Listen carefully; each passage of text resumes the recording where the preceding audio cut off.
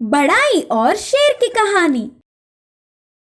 एक गांव में गोपी नाम का बड़ाई रहता था।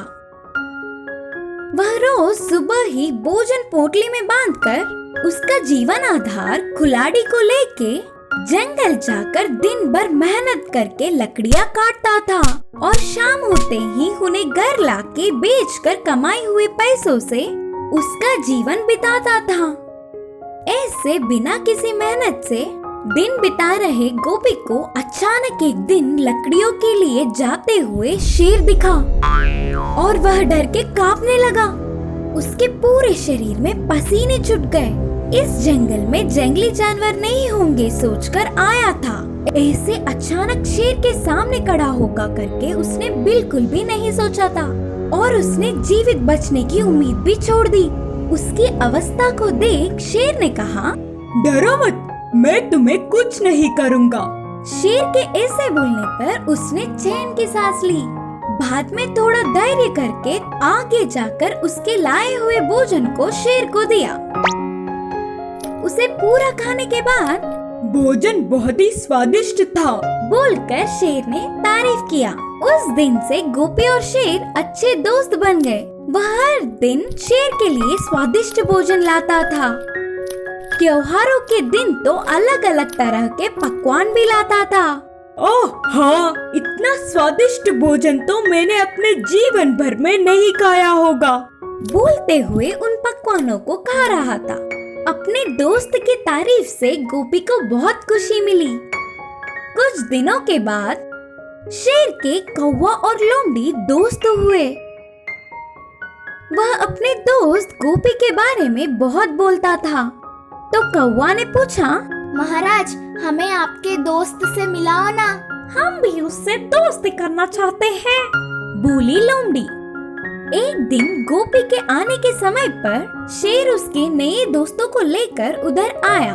शेर के पीछे कौवा और लोमड़ी को देख गोपी जल्दी से पेड़ चढ़कर बैठ गया। उसके अजीब व्यवहार को देख शेर चौंक गया और कहा, हे मेरे दोस्त, ये मेरे नए दोस्त हैं और तुमसे भी दोस्ती करना चाहते हैं। डरो मत, पेड़ से नीचे उतरकर हमें तुम्हारा भोजन देके हमें खुश करो। तब गोपी ने शेर से कहा, दोस्त, अच्छे लोगों से ही दोस्ती करना चाहिए। तुम इस जंगल के राजा हो और इसीलिए मैंने तुमसे दोस्ती की। और तुम तो अपने आप से भी नीचे लोगों से कौवा और लोमड़ी से दोस्ती किया और इससे तुम्हारी महानता चली गई। ऊपर से ये लोमड़ी चालाक है और कौवा तो अशुभ माना जाता है। वो अपने नाक से और लोमड़ी अपने बुरे चालों से मुझे हानि पहुंचा सकते हैं। इन लोगों से तुमने दोस्ती की, इसीलिए मैं हमारी दोस्ती तोड़ रहा हूँ, बोला गोपी। उनके बारे में सब सही बोलने पर वहाँ से कौवा उड़ गया और लोमड़ी भाग गया। दुर्बुद्धि के लोगों से दोस्ती करके गोपी जैसे अच्छे दोस्त को खोने से शेर शर्म से सिर झुकाकर चला गया। फिर उसके बाद गोपी भी पेड़ उतरकर अपने घर चला गया। इस कहानी की सीख है कि हमें हमेशा अच्छे लोगों से ही दोस्ती करनी चाहिए। कुएं में शियाल और हिरन की कहानी। एक बार एक शियाल जंगल में रात के समय घूमते हुए एक कुएं में गिर गई थी। कुआं बहुत गहरी थी। लाख कोशिश के बावजूद भी शियाल बाहर नहीं आ सकी। बचाओ, कोई मुझे बचाओ, बचाओ करके बहुत चिल्लाई, लेकिन कोई फायदा नहीं। सुबह होने तक चिल्लाते हुए कुएं में ही फंस गई थी शियाल। अगले दिन कुएं के पास से गुजर रही हिरन कुछ आवाज आने से कुएं में झांककर देखी। हिरन को देखते ही शियाल ने सोचा, अब मैं बाहर आ सकूंगी, इसे फंसाता हूँ। हिरन कुएं में फंसे हुए शियाल को देखकर बोला, इस कुएं में क्या कर रही हो तुम? इस कुएं में पानी कितना अच्छा है पता है तुझे? इस पानी को पीने के लिए कुएं के अंदर आया हूँ मैं। ये पानी बहुत मीठा है, जैसे कि चीनी मिलाया हुआ है। सच है क्या? होशियारी से शियाल ने कहा, चाहे तो आप भी उतर कर देखो, यह पानी आप कभी पिया नहीं होगा। बेवकूफ हिरन बिना सोचे समझे कुएं में कूद गई और पानी पिया। कुछ देर हिरन भी शियाल जैसा ही कुएं में फंस गई। अब बाहर कैसे जाए? शियाल से पूछा हिरन। पहले आपके पीठ पर चढ़कर बाहर जाने के बाद आपको भी बाहर खींचूंगी। अच्छा समझकर हिरन मान लिया। ठीक है। शियाल एकदम से हिरन के पीठ पर चढ़कर बाहर आ गए। बाहर आने के बाद हिरन बाहर आने के लिए शियाल का हाथ मांगा। बाप रे, इतना वजन वाली आपको बाहर नहीं खींच सकती मैं, मुझसे नहीं होगा, मुझे बचाने के लिए आपका धन्यवाद। ये कहकर शियाल वहाँ से चला गए। अब हिरन को शियाल का धोखा समझ आ गया, लेकिन तब तक बहुत देर हो चुकी थी और कुएं में हिरन अकेला रह गए। इसीलिए बुजुर्ग कहते हैं, हर कदम से पहले एक पल सोच समझकर। बाघ के वेश में गधा। कई साल पहले एक गांव में एक धोबी रहता था। उसके पास एक गधा रहती थी। वह गधा कामचोर थी। रोजाना मालिक को कोई बहाना बनाकर मालिक को धोखा देती थी। ऐसा ही कई दिन सहन करके और गधे को पालना मुश्किल समझकर उसे छुटकारा पाता है। इतने दिन मालिक सब कुछ देने से आराम से जीने वाली गधा को पहली बार भूख का एहसास होता है। भूखी गधा फसल के खेत में गई। फसल को खराब कर रही गधे को देखकर खेत के रखवाले गधे को दौड़ा दौड़ा कर मारा। उस गधे को एक दिन जंगल से गुजरते समय शेर का चमड़ा दिखा। उसे देखते ही गधे को दिमाग में एक उपाय आया। तुरंत उस उपाय को अमल कर देती है। वो शेर की चमड़ी को लगाकर खेत में जाती है। शेर का चमड़ा पहनने वाला गधे को देखकर खेत के रखवाला शेर शेर आ गया करके वहां से भाग जाता है। उसके बाद गधा खेत में उसका मनपसंद की खाना खा लेती है। उस घटना के बाद सारे गांव वाले भी उस शेर से डर जाते थे। उसके बाद गधे को जब भी भूख लगती है वो मर्जी से खेत में घूमती थी। इतने में गांव में रहने वाले एक हिम्मत वाला इस शेर का खबर लेता हूँ करके निर्णय लिया। बिना किसी को बताए खेत में छुप कर शेर का इंतजार करने लगा।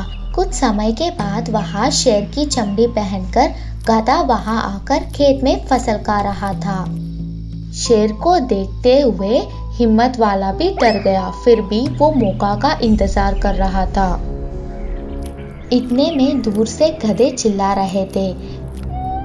कई दिनों से छुपकर खेत में खा रही गधे को अपनी जाति के आवाज सुनकर रुक नहीं पाई और वो भी चिल्लाने लगी। गधे चिल्लाते ही उसे समझ में आ गया कि वो एक गधा है। तुरंत उसके साथ लाई हुई डंडे से गधे की खूब पिटाई की। उसके बाद से गधा कभी खेतों में वापस नहीं आया। इसीलिए बुजुर्ग कहते हैं कि सच को ज्यादा दिन छुपा नहीं सकते।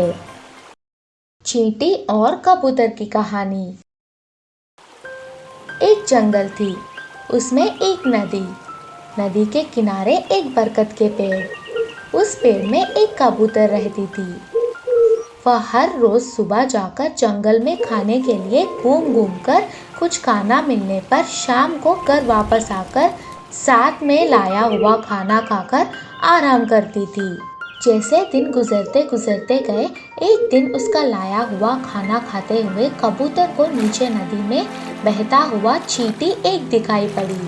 वह चींटी अपने आप को बचाने की बहुत प्रयास कर रही थी, मगर सफल नहीं हो पा रही। वह देखकर कबूतर को बहुत दर्द हुआ। कैसे भी चींटी को बचाने के लिए संकल्प लिया। सोचने से एक उपाय दिमाग में आया। वह बरगद के पेड़ का एक पत्ते को ले जाके चींटी के पास रख दिया। चींटी, उस पत्ता पे जाकर आपका जान बचा लो। तुरंत चींटी उस पत्ते के ऊपर गई। पत्ता पानी पे चलते चलते नदी के किनारे पर आकर रुक जाने से चींटी किनारे पर आकर जान बचा ली। मेरी जान बचाने के लिए आपका बहुत बहुत धन्यवाद, कहा चींटी ने। और उसने कहा, आपको भी ऐसे ही सहायता करके आपका एहसान चुका लूंगी। इस बात पर कबूतर हंस पड़ी। चींटी, आप बहुत छोटी हो, आपने देखा है ना, अगर मैंने आपको बचाया नहीं होता तो आपका क्या होगा। मैं जमीन पे चल सकती, पानी में तैर सकती, हवा में उड़ सकती, आप कैसा मेरा सहायता कर सकती, कबूतर ने कहा। फिर भी जान बचाने वाला कबूतर से चींटी दोस्ती करना चाहती थी। उसी पेड़ के नीचे अपना घर भी बनाई। अचानक एक दिन तीर कमान से एक शिकारी उस जगह पर आया। वह पक्षियों के लिए चारों तरफ देख रहा था।